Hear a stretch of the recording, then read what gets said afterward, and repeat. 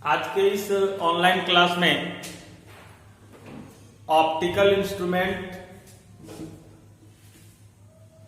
से related telescope की जानकारी देना चाहूंगा। इसके पिछले क्लास में आपने माइक्रोस्कोप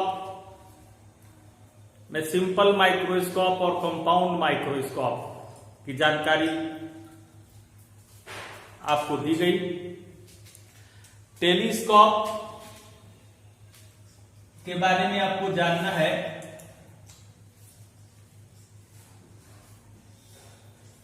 दूरदर्शी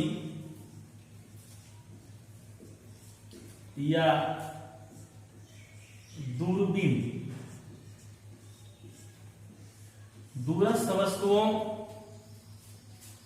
के स्पष्ट प्रतिबिंब को प्राप्त करने के लिए जिस प्रकाशीय यंत्र का उपयोग किया जाता है दूरबीन कहलाता है।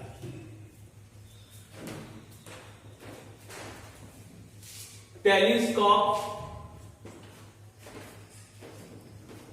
सच टाइप का ऑप्टिकल डिवाइस माना जाता है जो दूर स्थित वस्तुओं का स्पष्ट और आवर्धित प्रतिबिंब प्रदान करता है।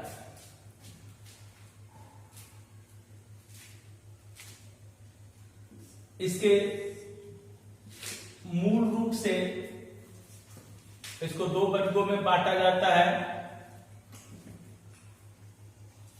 अपवर्तन के आधार पर यानी अपवर्तित प्रकार के और एक परावर्तित प्रकार के।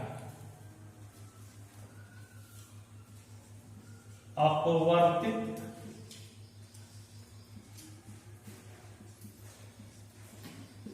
प्रकार के दूरबीन और दूसरा हो जाएगा परावर्तित प्रकार के दूरबीन।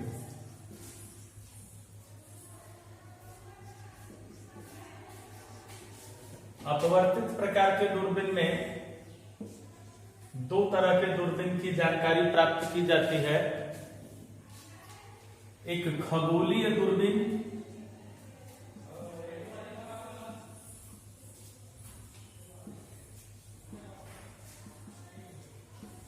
टेरेस्ट्रियल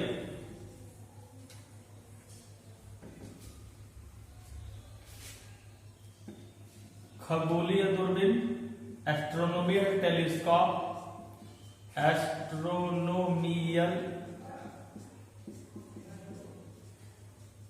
टेलीस्कोप और दूसरा है पार्थिव दूरबीन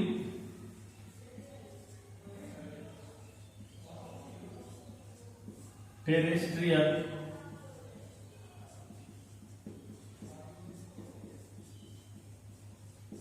टेलीस्कोप। परावर्तित दूरबीन के अंतर्गत न्यूटेनियम दूरबीन की जानकारी प्राप्त करनी है। न्यूटेनियम दूरबीन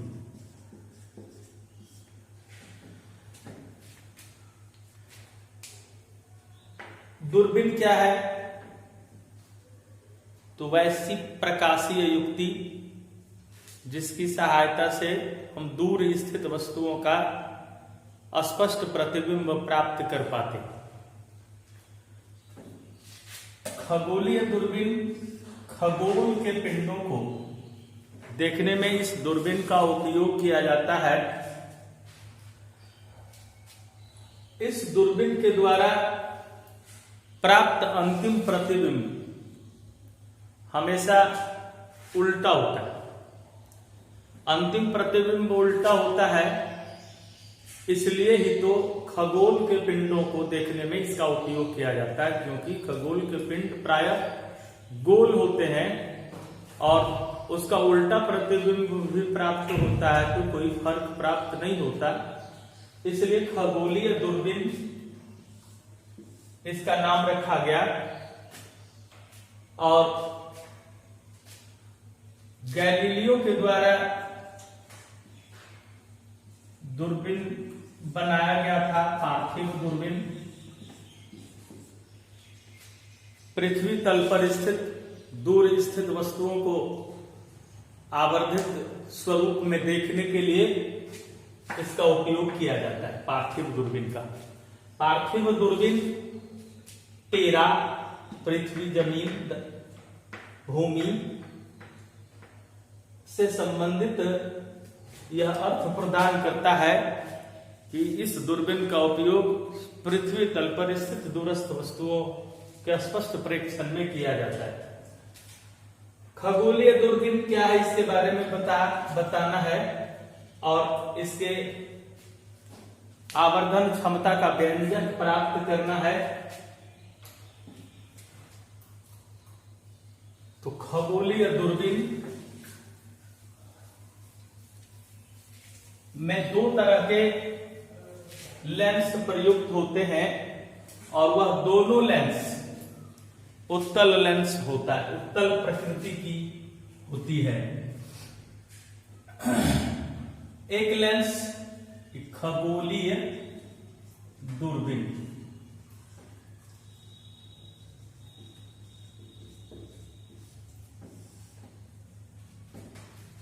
एस्ट्रोनोमिकल टेलीस्कोप दो उत्तल लेंसों के संयोग से बना दूरबीन।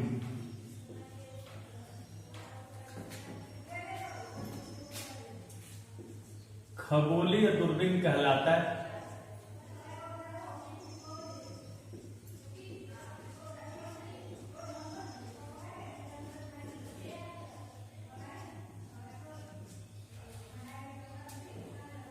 और इस दूरबीन का उपयोग, संयोग से बना दूरबीन खगोलीय दूरबीन कहलाता है। इसका उपयोग खगोल के पिंडों के प्रेक्षण में किया जाता है। दो उत्तल लेंस जो होते हैं, एक अभिदृश्य ऑब्जेक्टिव लेंस और दूसरा उत्तल लेंस नेत्रिका होती है।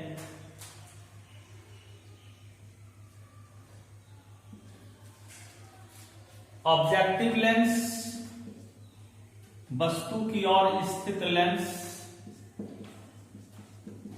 ऑब्जेक्टिव लेंस है। इसकी फोकस दूरी FO और ये आईपीस है, इसकी फोकस दूरी FE। FO की फोकस दूरी FE से अधिक है और इसका aperture of objective, aperture of eyepiece, द्वारक, इसका द्वारक भी बड़ा है।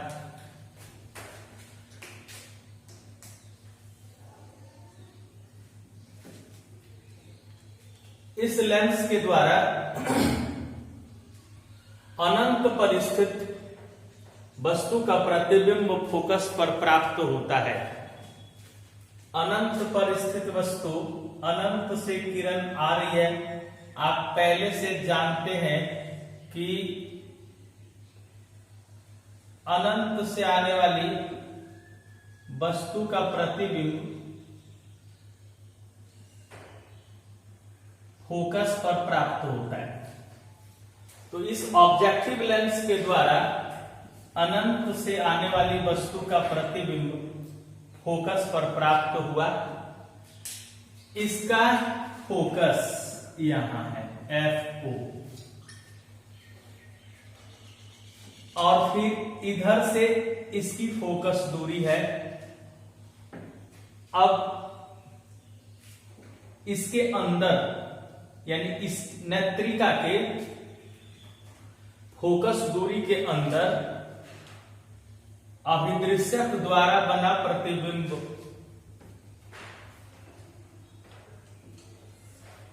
अब यह अभिदृश्यक के द्वारा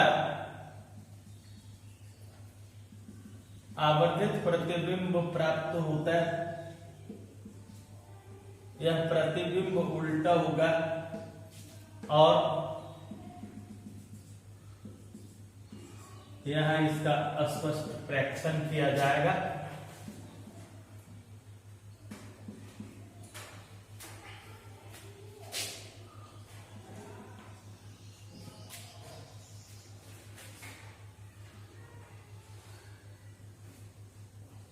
वस्तु से आने वाली किरण अल्फा कोण बना रही है। अपोजिट एंगल इक्वल होने के कारण यहां भी अल्फा कोण बनेगा और फिर यहां बना हुआ कोण बीटा है।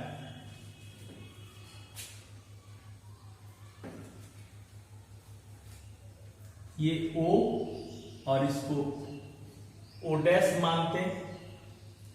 यहां ए बी वस्तु, ए बी वस्तु द्वारा प्राप्त प्रतिबिंब है।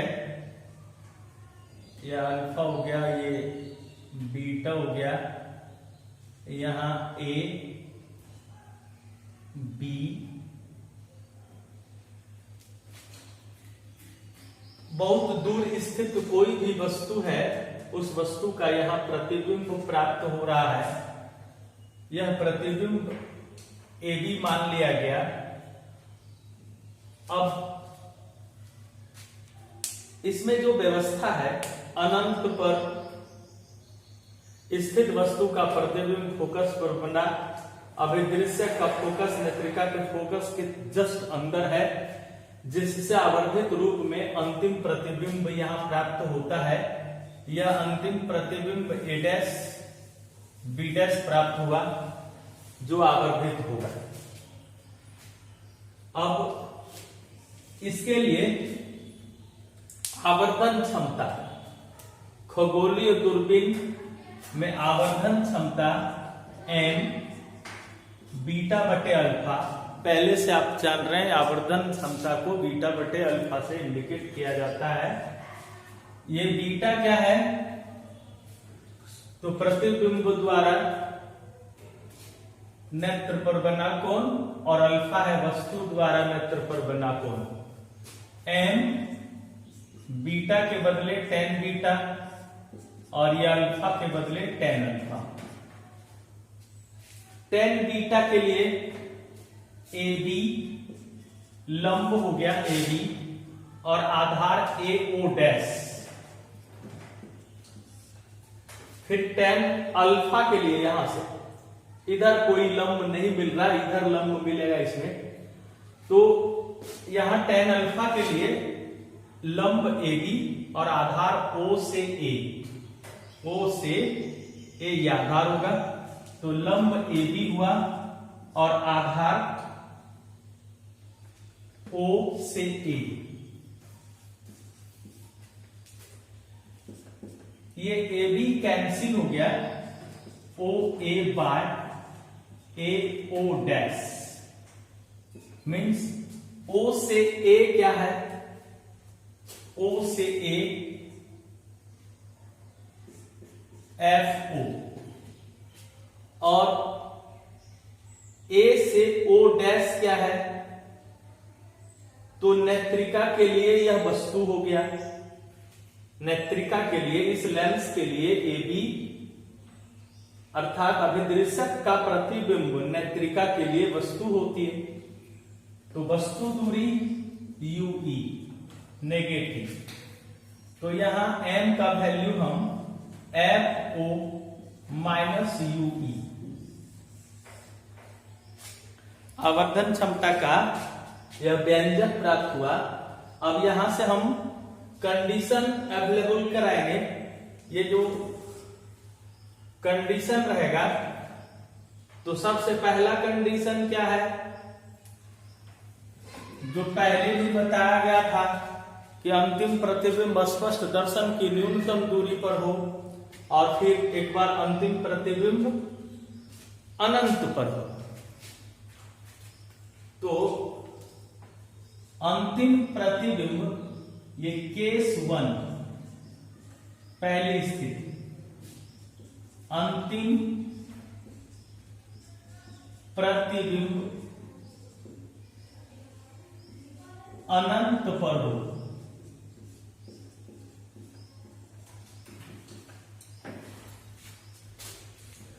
यहां हम फर्स्ट इक्वेशन से इसको इंडिकेट करते हैं। अनंत पर यदि अंतिम प्रतिबिंब हो तो इसके लिए वस्तु को फोकस पर रखना पड़ेगा। U E is equal to f e, इसलिए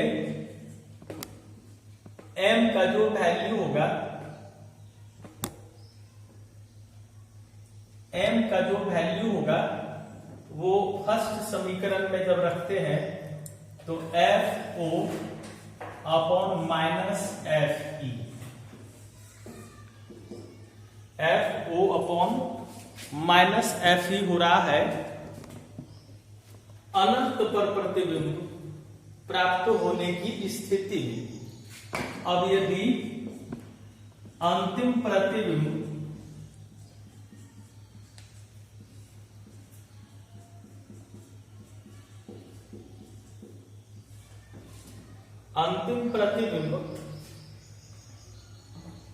स्पष्ट दर्शन की न्यूनतम दूरी पर हो, स्पष्ट दर्शन की न्यूनतम दूरी डी पर हो,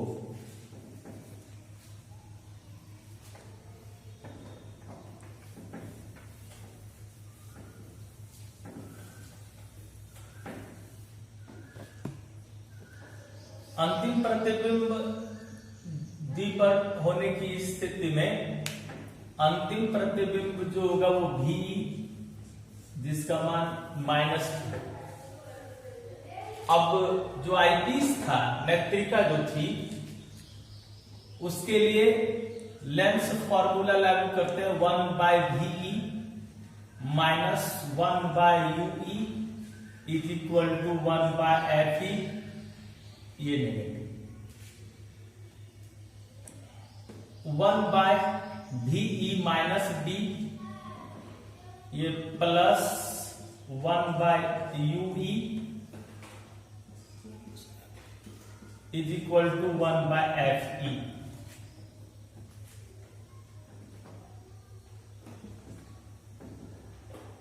one by U is equal to 1 by D plus 1 by F E.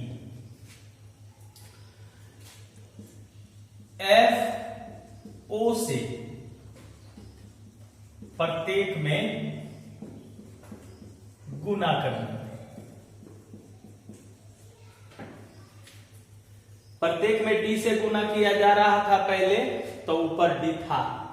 अब यहां एफ ओ ऊपर हमको लाना, एफ ओ रहता है उसमें, इसलिए एफ ओ से ही प्रत्येक में हम गुना करते हैं।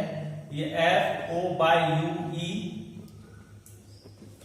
फिर F O by D, F O by F.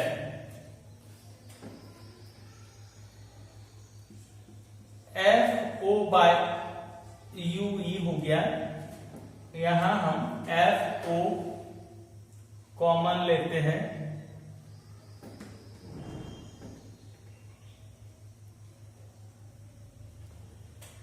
F e common लिया जा सकता है, F O by F E.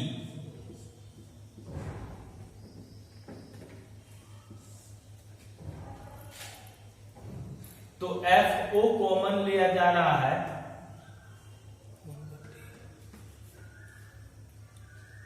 D into F E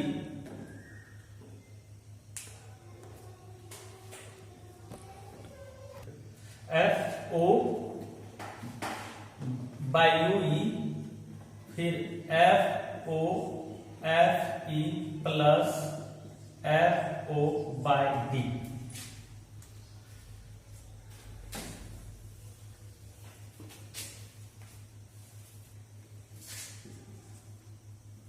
minus F O, अभी जो फर्स्ट इक्वेशन था फ्रॉम इक्वेशन फर्स्ट,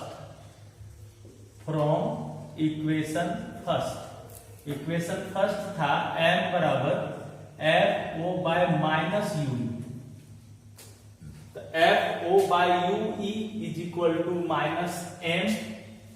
अब F O by F e common लेते हैं,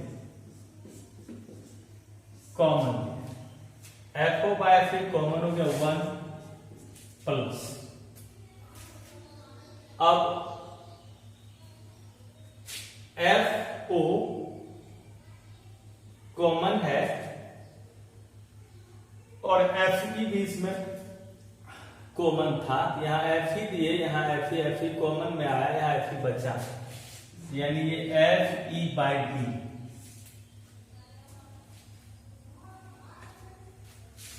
तो m is equal to minus F O by F e into 1 plus f e by d. यह सूत्र हो गया अंतिम प्रतिबिंब जब स्पष्ट दर्शन की न्यूनतम दूरी पर हो तब आवर्धन क्षमता खगोलीय दूरबीन का m बराबर minus F O by F e 1 plus f e by D.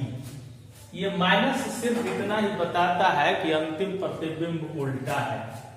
जब भी हम न्यूमेरिकल इसको सॉल्व करने लगेंगे तो F O by F e 1 plus f e upon d ले सकते हैं। ऋणात्मक negative sign indicates that final image is invert।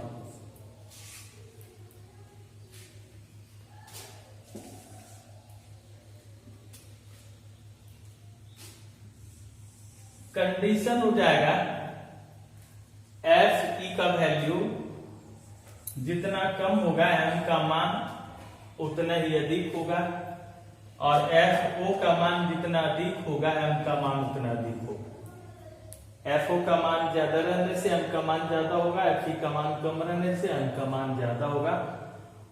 एक दूसरी स्थिति होगी कई तरह के लेंसों का जो संयोजन, अभी जो चित्र था उसमें अभिदृश्यक के द्वारा बना हुआ प्रतिबिंब हमेशा दोनों लेंसों के बीच ही होना चाहिए, और इसके लिए जो संयोजन होगा दोनों लेंसों का उसमें एफ ओ और एफ ई का जो डिफरेंस होगा वह मैक्सिमम होना चाहिए। इसके कारण f o minus f e का वैल्यू जितना मैक्सिमम होगा उतना अस्पष्ट प्रतिबिंब होगा, विपथन की समस्या उसमें कम होगी और वह एररलेस होगा, उतना ही अच्छा प्रतिबिंब यह दूरबीन प्रदान करेगा। यहां m का जो वैल्यू था अंतिम प्रतिबिंब अनंत पर होगा, वैसी स्थिति में जो m का वैल्यू था वो मिनिमम था, और यहाँ जो अंतिम प्रतिबिंब स्पष्ट दर्शन की न्यूनतम दूरी d पर बन रहा है, यहाँ m का वैल्यू मैक्सिमम है। इसलिए इस सूत्र को हम इस रूप में इंडिकेट कर सकते हैं, m मैग्निफिकेशन का जो पावर है वो मिनिमम है f ओ बटे एफ ई से। जब यूई बराबर माइनस एफ ई और फिर एम मैक्सिमम है जब f O by F e 1 plus f e upon d.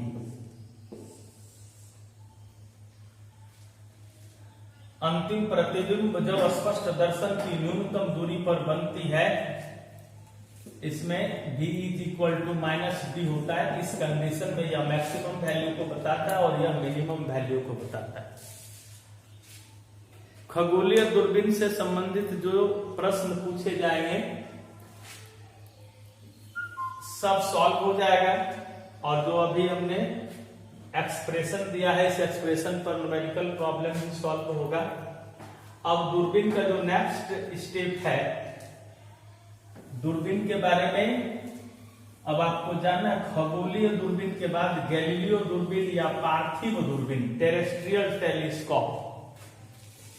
अंतिम प्रतिबिंब यह उल्टा प्रदान किया, लेकिन पृथ्वी तल की किसी भी वस्तु को जब हम देखना शुरू करेंगे और इस खगोलीय दूरबीन का उपयोग करेंगे तो अंतिम प्रतिबिंब हमेशा उल्टा आता है।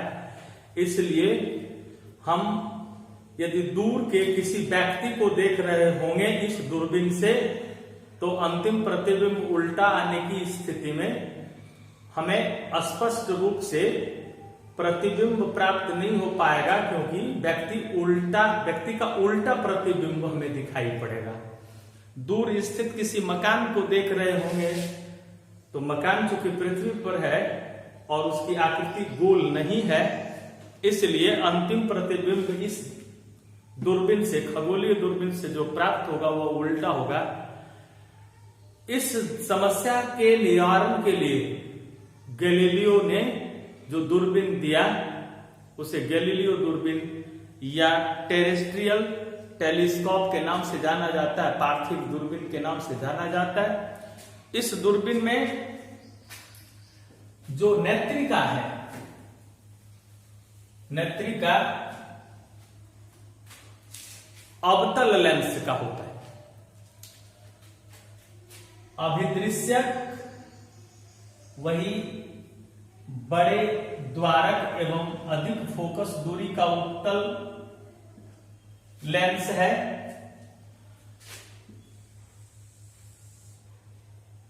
और जो नेत्रिका होगी वो अवतल लेंस का होगा।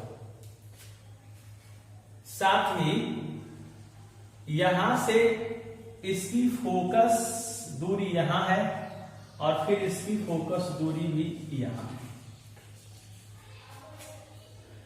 अभिदृश्यक के फोकस दूरी के अंदर नेत्रिका को रखा जाता है। तो आप पार्थिव दूरबीन की जानकारी प्राप्त कर रहे हैं। पार्थिव दूरबीन, टेरेस्ट्रियल टेलीस्कोप एक वैसी युक्ति है जिसकी सहायता से पृथ्वी तल के दूरस्थ वस्तुओं का स्पष्ट प्रतिबिंब प्राप्त किया जाता है। इसमें दो तरह के लेंस का उपयोग होता है। एक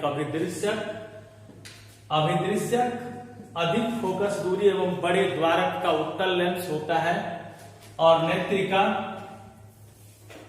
कम फोकस दूरी एवं छोटे द्वारक का अवतल लेंस होता है। दूसरी स्थिति है कि अभिदृश्यक की फोकस दूरी, अभिदृश्यक का जो फोकस बिंदु है और नेत्रिका का जो फोकस बिंदु है वो एक ही जगह है, और अभिदृश्यक के फोकस दूरी के अंदर नेत्रिका को रखा जाता है। ऐसी स्थिति में ये जो नली की लंबाई होगी यहां से यहां तक L, वो FO माइनस FE होगी। जबकि इसके पहले जिस दूरबीन की जानकारी आपको दी गई उसमें FO यहां था और FE भी यहां था, तो उसमें नली की लंबाई L, FO प्लस FE। तो नली की लंबाई ये खगोलीय दूरबीन के लिए, खगोलीय दूरबीन में, और ये गैलीलियो दूरबीन या पार्थिव दूरबीन, पार्थिव दूरबीन में नली की लंबाई का यह फॉर्मूला है।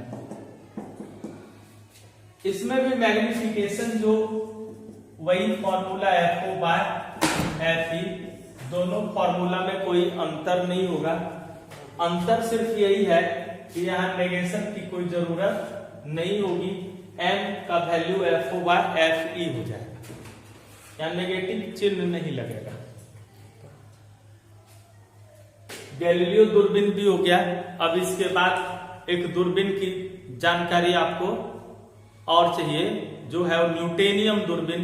न्यूटेनियम दूरबीन परावर्तित प्रकार के दूरबीन के अंतर्गत आता है, और इस न्यूटेनियम दूरबीन में आपको सिर्फ यही जानना है कि एक अवतल दर्पण रहेगा परावर्तक सतह के रूप में, एक समतल दर्पण रहता है और एक उत्तल लेंस होता है। तो अवतल दर्पण, समतल दर्पण और उत्तल लेंस के संयोग से न्यूटेनियम दूरबीन प्राप्त होता है। F = R/2/F means R/2F। F lens की फोकस दूरी है और R उस अवतल दर्पण की वक्रता त्रिज्या है। इसी से आवर्धन क्षमता प्राप्त होगी वो न्यूटेनियम दूरबीन का। न्यूटेनियम दूरबीन के बारे में जब भी पूछा जाए तो आप सीधे जानेंगे यही कि उसमें एक अवतल दर्पण होता है परावर्तक सतह के रूप में, एक समतल दर्पण यूज होता है और एक उत्तल लेंस यूज होता है। इसके लिए आवर्धन क्षमता के लिए M = R/2F। ये R अवतल दर्पण के लिए वक्रता त्रिज्या है और ये F उत्तल लेंस के लिए फोकस दूरी है। ये जो ऑप्टिकल इंस्ट्रूमेंट से संबंधित जानकारी आपको दी जा रही थी, यह पूरा हो चुका है। अब आप जितना अधिक प्रयास करेंगे, सभी प्रकार के प्रकाशन वाली पुस्तक आप उपलब्ध करें और इस लॉकडाउन पीरियड का एकदम सही तरीके से उपयोग करें। अधिक से अधिक न्यूमेरिकल आप बनाएं। आप M-Karim से बनाते हो या HC वर्मा से बना रहे हो, या तो फिर आप जिस भी बुक से बना रहे हो सभी प्रकार के प्रश्न और न्यूमेरिकल को आप बनाएं। जहां नहीं बनता है आप उसको कमेंट बॉक्स में डालें। इसके आधार पर हम आपके द्वारा जो प्रॉब्लम भेजा जाएगा हम उसका समाधान देंगे। धन्यवाद।